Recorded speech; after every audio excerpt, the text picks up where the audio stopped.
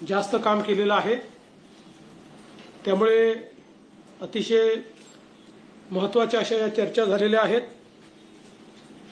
एकूण आपल्याला कल्पना आहे की दोन्ही सभागृहांनी मिळून 12 कायदे यावेळी मंजूर केलेले आहेत, ज्याच्यामध्ये माथाडीच्या कायद्यामध्ये सकारात्मक सुधारणा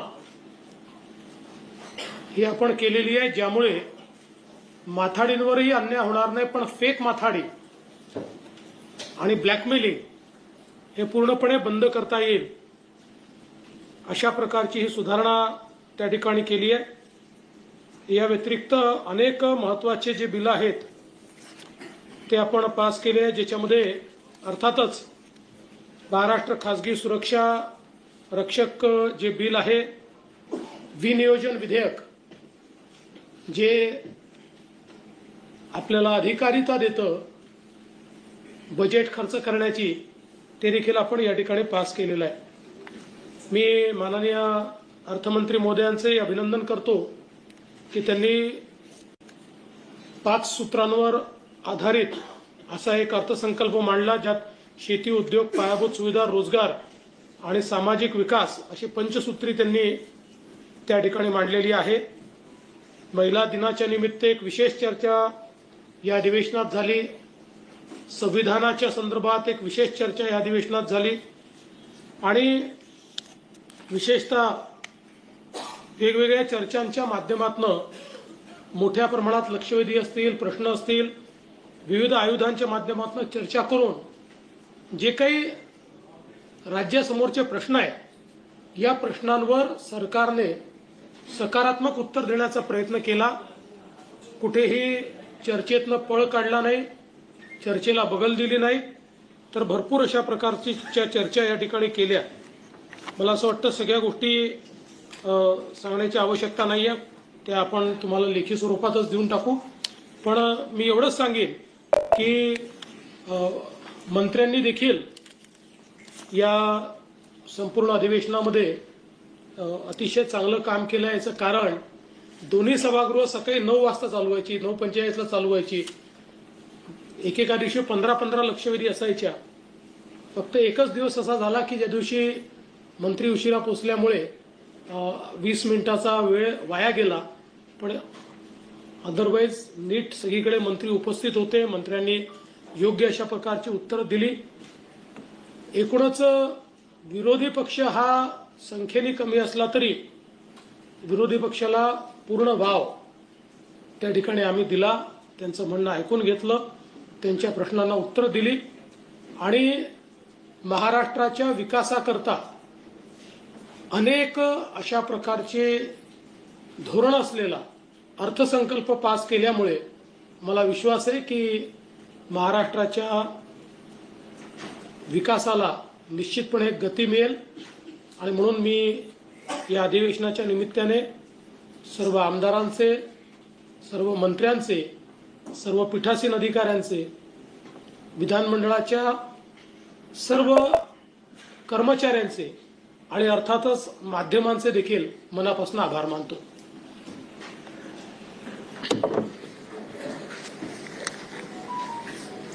सगळ्या पत्रकारांचं मनापासून स्वागत। मुख्यमंत्री महोदयांनी अधिवेशनाच्या बाबतीत, कामकाजा बाबतीत माहिती दिली आहे।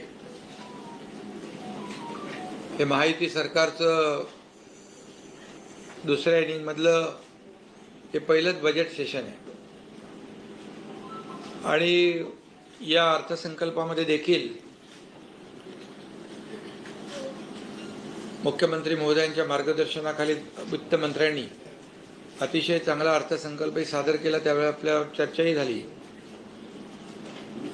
सर्व योजना, विकास प्रकल्प,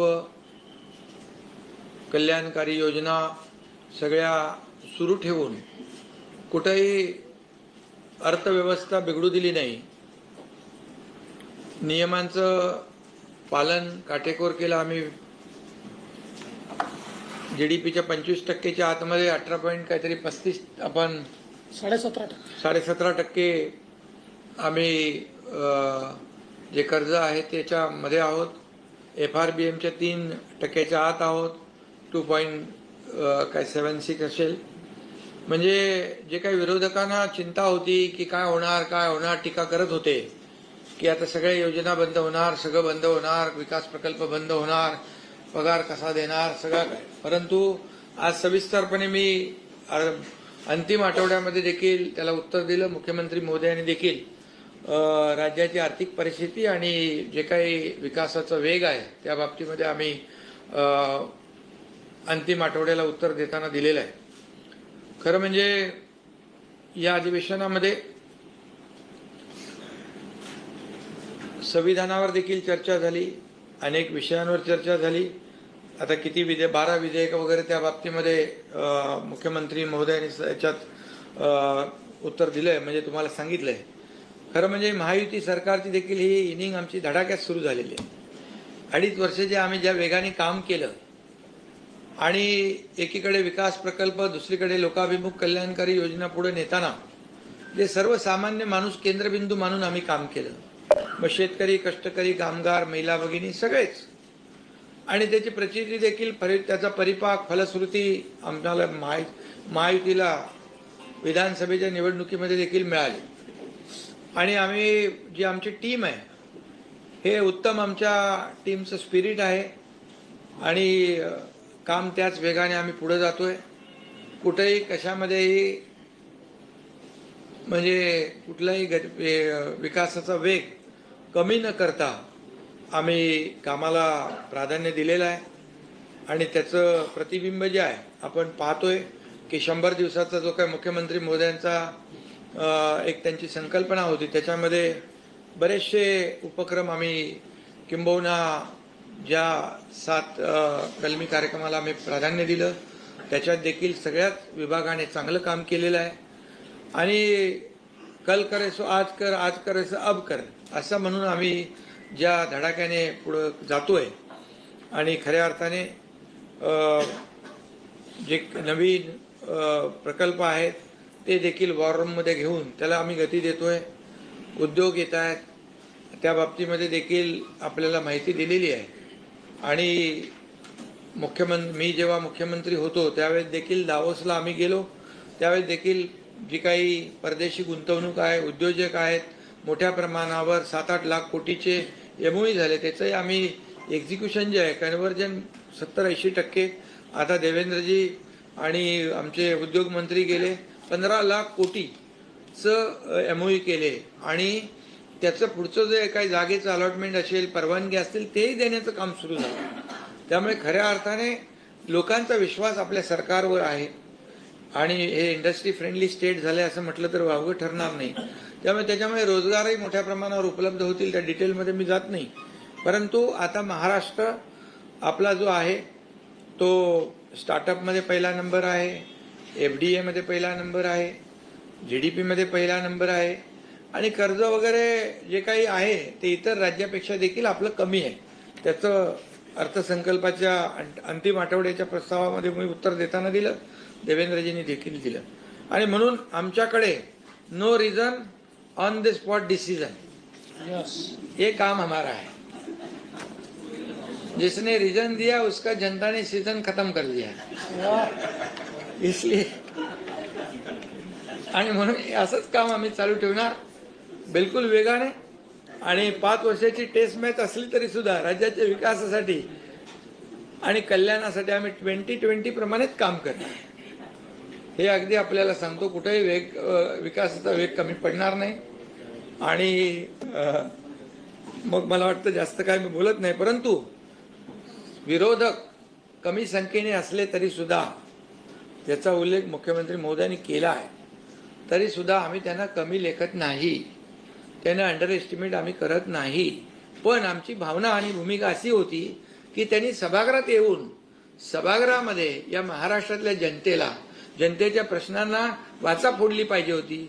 शेतकऱ्यांचे विषय असतील, इतर जे काही ज्वलंत विषय आहेत त्या बाबतीमध्ये सभागृहात येऊन चर्चा करायला आणि त्याला उत्तर द्यायला आमचं सरकार तयार होतं. परंतु त्यांनी पायऱ्यावरच ते सगळं आंदोलन करण्यामध्ये धन्यता मांडली. काही जण 30 आरोपाची टेप वाचून विधान भवनाच्या स्टेपवरूनच घुमजाव करत होते, त्यामुळे टेप जुनी सही ती सही करून गायब. सही करून गायब. आता काय म्हणतो त्याला आपण, आपलं खतरे में संविधान खतरे में, संविधान खतरे में, संविधान खतरे में म्हणणारे संविधानावर सभागृहात येऊन बोललेच नाहीत.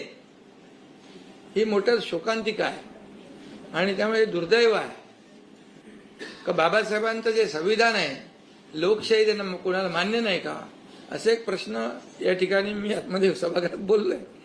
पण ते ठीक आहे. आमचं एवढंच म्हणणं आहे की सरकार काम करतंय. आता घटनाबाह्य सरकार नाही आहे, 235चं सरकार आहे.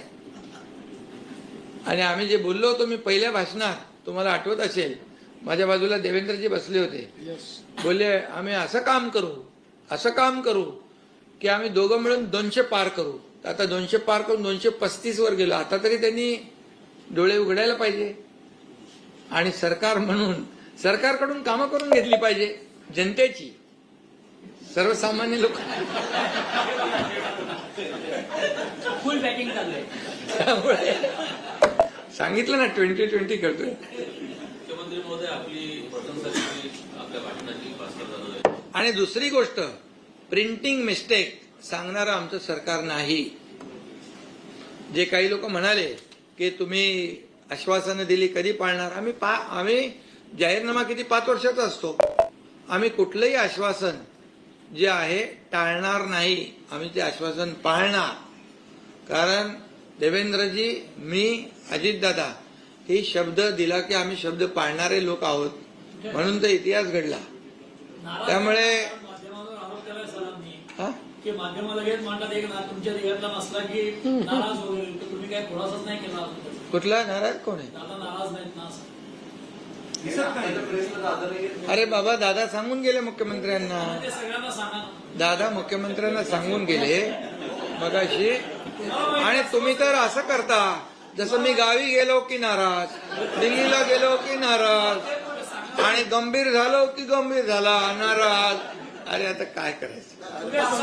आणि म्हणून तुम्हाला सांगतो, आम्ही काही नाराज वगैरे नाही. कोणी किती प्रयत्न केला, विरोधकांनी देव पाण्यात बुडवून ठेवलेत की काहीतरी होईल, काहीतरी होईल, काहीतरी होईल. काही होणार नाही.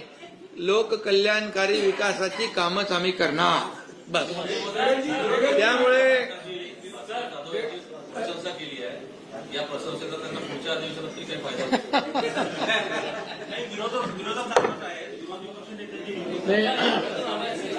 भास्कर जाधवांनी जी प्रशंसा केली त्याबद्दल त्यांचे आभार मानतो. महाराष्ट्राच्या विधानसभेमध्ये ही पहिलेपासून पद्धत आहे की एखादं भाषण जर उत्तम झालं तर कुठल्याही पक्षात, सत्तारूढ पक्षातनं विरोधी पक्षाला चिठ्ठी जाते, विरोधी पक्षातनं सत्तारूढ पक्षाला चिठ्ठी जाते. माझी पण सवय आहे, एखाद्या जर विरोधी पक्षाच्या सदस्यांनी चांगलं भाषण केलं तर मी चिठ्ठी पाठवतो त्यांना की तुमचं भाषण चांगलं झालं.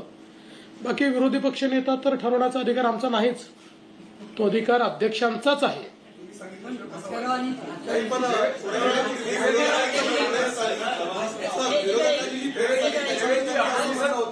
एकेकाळी शेकापचे फक्त 7 आमदार असतानाही काँग्रेसने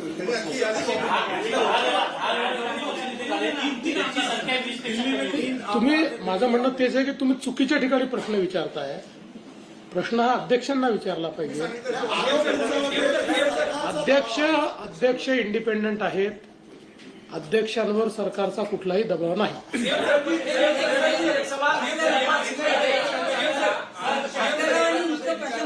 त्यांनी त्याची पुस्तिका काढून वाटायला सांगितलं आणि ते त्याच्यामुळे त्यांच्या आघाडी पंचायतीवर असं वाटतं. नाही, काही पंचायतीला सांगितलं त्यांनी त्याकरता. पटेल अशा प्रकारे बोलले. नाही, त्यांनी त्याकरता हे सांगितलं की त्यातला राजकीय भाग काढून टाका, म्हणजे जो त्यांना अडचणीचा आहे तो काढून टाका आणि बाकी भाग ठेवा असं सांगितलं.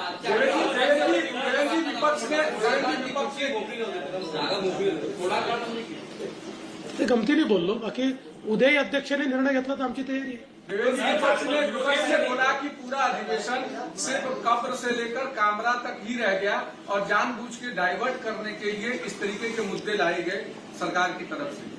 देखिए, रोज 6 घंटा काम करना चाहिए, रोज 9 घंटा काम किया. इतनी सारी चर्चा है कि किसानों पर चर्चा हुई, कामगारों पर चर्चा हुई, माथाड़ी का बिल हुआ, बजट पर चर्चा हुई। अब उनके दिमाग में कब्र और काबरा ही होगा, तो हम क्या कर सकते हैं? उनके दिमाग में उतना ही जाता है, उनको उतना ही दिखता है। हमारे लिए तो कब्र और कामरा से ज्यादा 13 करोड़ महाराष्ट्र के लोग ये महत्व के, इसलिए उनके हित के निर्णय हमने लिए। लक्षवेधी संदर्भात अनेकांनी चिंता व्यक्त केली, जी संख्या आहे लक्षवेधींची वाढती आहे, तर पुढच्या ज्या गटनेत्याची बैठक असेल किंवा पीएससीची बैठक असेल, काय याच्यावर चर्चा करून काही कमी याच्यामध्ये लक्षवेधी वाढल्या तरी हरकत नाही आहे। फक्त आम्ही अध्यक्षाला ही विनंती केली आणि पुन्हा एकदा करणार आहोत अध्यक्ष आणि सभापतींना की निकषात बसणाऱ्याच लक्षवेधी चर्चेला आल्या पाहिजे, निकषाच्या बाहेरच्या येऊ नयेत। या संदर्भात आरोप केला की अशा पद्धतीने ज्या लक्षवेधी जात आहेत त्याच्यामध्ये काहीतरी वेगळ्या गोष्टी होत्या असं रेकॉर्डवर देखील ते आज बोलले, त्याबद्दल नेमकं नाही, मला असं वाटतं की बिना पुराव्याचं असं बोलणं योग्य नाही आहे। पण हे देखील खरं आहे की याच्यामध्ये जर आपल्याला कुठलंही उलटसुलट काम होऊ नये असं वाटत असेल तर निकषातल्याच लक्षवेधी जर घेतल्या, आमदार जाऊन खूप आग्रह करतात आमची घ्या, अध्यक्षांचा नाईलाज होतो, त्यांना घ्यावे लागतात। पण एकदा सगळ्यांनी मिळून जर ठरवलं की निकषाच्या बाहेर फार जायचं नाही, तर मला असं वाटतं की कुठलीही गडबड मध्ये होऊ शकत नाही। स्वाधीनच घ्याव्यात असं आहे का? जयंत पाटलांनी दाखवलं पुस्तक, तर नियमात किती आहेत आणि समजा 500 लावल्या, तर तुम्ही फक्त लक्षवेधीवर दिवसभर चर्चा करणार का आणि कायद्यावर 2 मिनिटं करणार? असं नाही आहे। लक्षवेधीवर ज्या चर्चा झाल्या त्या ऍडिशनल टाइम मध्ये झालेल्या। तुम्ही जर मॅक्सिमम सकाळी 18 दुपारी 30 या संख्येने ठेवलं नाही असं नाही आहे। तुम्ही जर बघितलं तर मॅक्सिमम या ऍडिशनल ज्या सकाळी विशेष सत्र आहे त्या सत्रात ठेवल्या, दुपारी पण ज्या केल्या त्याच्यामध्ये वेळेची मर्यादा पाळत 1 किंवा 2 प्रश्न। आता काय नवीन सदस्य आहेत, पहिलं अधिवेशन आहे, सदस्यांची अपेक्षा असते की आमच्या मतदारसंघात काही ना काही आम्हाला मांडता आलं पाहिजे, त्याकरता त्यांनी अकोमोडेट केलं। पण याचा अर्थ कायद्यांची चर्चा थोडी करटेल केली, सगळे कायदे चर्चेने पास झाले, बिना चर्चेचा कुठला कायदा आला सांगा? सगळ्या प्रस्ताव पहिल्या आठवड्यापासून ते सत्ताधारी असेल किंवा विरोधक असेल सगळे प्रस्ताव नाही, याचं प्रमुख कारण काय आहे की हे अधिवेशन बजेट अधिवेशन आहे, खातेवार चर्चा होते, त्यामुळे ती खातेवार चर्चा त्या दिवशी संध्याकाळपर्यंत, आणि चर्चेचे दिवस फिक्स्ड आहे, मंगळवारचा सत्तारूढ पक्षाचा, गुरुवारचा विरोधी पक्षाचा, त्याच मंगळवारी खातेदार न्याय चर्चा असते। आता या चर्चेपेक्षा खातेनिहाय चर्चेला प्रेसिडेन्स आहे, ती रात्री 10 वाजेपर्यंत चालली तर ही चर्चा बाजूला। हे आज नाही, आता तुम्ही सगळे लोक 25-25 वर्षे कव्हर करताय, प्रत्येक बजेट अधिवेशनात हेच होतं। ज्या दिवशी चर्चा असते मंगळवारी किंवा गुरुवारी, जर खातेनिहाय चर्चा आली मागण्यांची किंवा पुरवणी मागण्यांची, तर त्या दिवशी कधीच ती चर्चा होऊ शकत नाही, ती पायलट होऊन शेवटीच होते। देशमुख की हत्या के मामले में वाल्मीकि अंदर है, उनके आका जो है आपको पता है, धनंजय मुंडे का इस्तीफा हुआ है, क्या उनको सह आरोपी बनाएंगे? एक तरफ तो आप उद्योग लाएंगे, इतनी मेहनत करते हैं, ऐसे हफ्ता खबरों के प्रति आप नरम क्यों रहेंगे? इसके बारे में बहुत स्पष्ट शब्दों में कहा है, और नरम गरम रहने का सवाल ही नहीं है। न हम नरम है न गरम है, हम कानून से चलते हैं, जो कानून में वो करते हैं, जो कानून में था वो किया है। 100 दिन का काम आपण आधी नवीन टॅगलाईन दिली आहे महाराष्ट्रात की no reserve on the spot decision, तर हे कोणाकोणासाठी लागू आहे? Only no reason only vision. सरकारी निर्णय सरकारी निधन बघा, तुम्हाला सांगतो, आम्ही बोलतो ते करून दाखवतो। जसं 100 दिवसाचा मुख्यमंत्री महोदयांनी संकल्पना मांडली, तर या अधिवेशन काळात आम्ही बघा 50 शहरांचे डीपी फायनल करून टाकले, विकास आराखडे 50 शहरांचे, त्याची यादी तुम्हाला देईन। आणि त्याचबरोबर जे नव्या मुंबईतल्या 12.5% भूखंडावरचा प्रकल्पग्रस्तांचा विषय होता, त्यांना FSI आणि उंची वाढवण्याचा, तो आम्ही निर्णय घेऊन टाकला। मुंबईतल्या जुन्या आयकॉनिक इमारती आहे त्या विकसित करण्याचं धोरण बऱ्याच दिवसापासून विचाराधीन होतं, त्याचा आम्ही निर्णय घेतला। सगळ्यात महत्त्वाचं म्हणजे एअरपोर्ट फनेल झोनमध्ये ज्या इमारती रिडेव्हलपमेंटला राहिलेल्या आहेत, तोही आम्ही निर्णय घेतला। म्हणजे ऑन द स्पॉट डिसिजनसाठी सांगतो तुम्हाला। आणि मुख्याधिकारी संवर्गातील 105 मुख्याधिकाऱ्यांची पदोन्नती पण करून टाकली आणि बाकी इतर जे 7 कलमे आपल्या हे आहे जे 100 दिवसाचं त्याच्यामध्ये लोकांना त्या भागामध्ये जिल्हाधिकारी असतील, जिल्हास्तरीय अधिकारी असतील, ते भेटण्याचं काम, त्यांना न्याय देण्याचं काम, ह्या सगळ्या गोष्टी ज्या आहेत जात पडताळणीचं यांनी ऑनलाईन करून टाकलं आणि ताबडतोब घर बसल्या आणि अशा सगळ्या योजना ज्या आहेत, 7/12 केला, मुद्रांक ते तुम्ही केलं ना आता का जिवंत 7/12 केला, जिवंत 7/12 ऑन दी स्पॉट डिसिजन.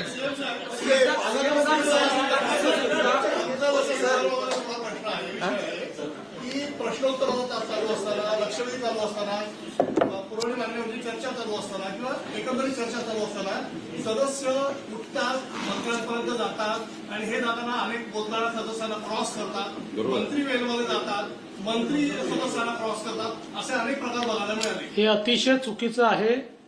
शिस्त पाळली गेली पाहिजे. मला स्वतःला फार त्रास होतो, यांनाही होतो. आम्ही बसले असतो, भाषण करायचं असतं आणि इतके सदस्य येऊन तिथे सह्या घेतात, त्यामुळे याच्यावर निर्बंध आला पाहिजे. मला हे अगदी मान्य आहे की चुकीचं आहे. करूया.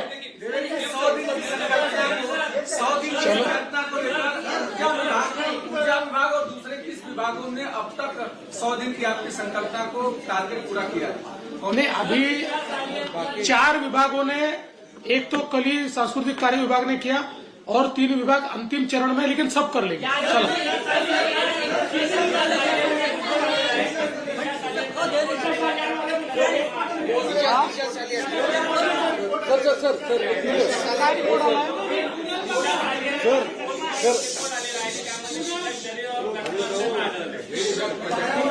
अजून याची माहिती माझ्याकडे आली नाही, ती माहिती घेऊन तुम्हाला पूर्ण देईन.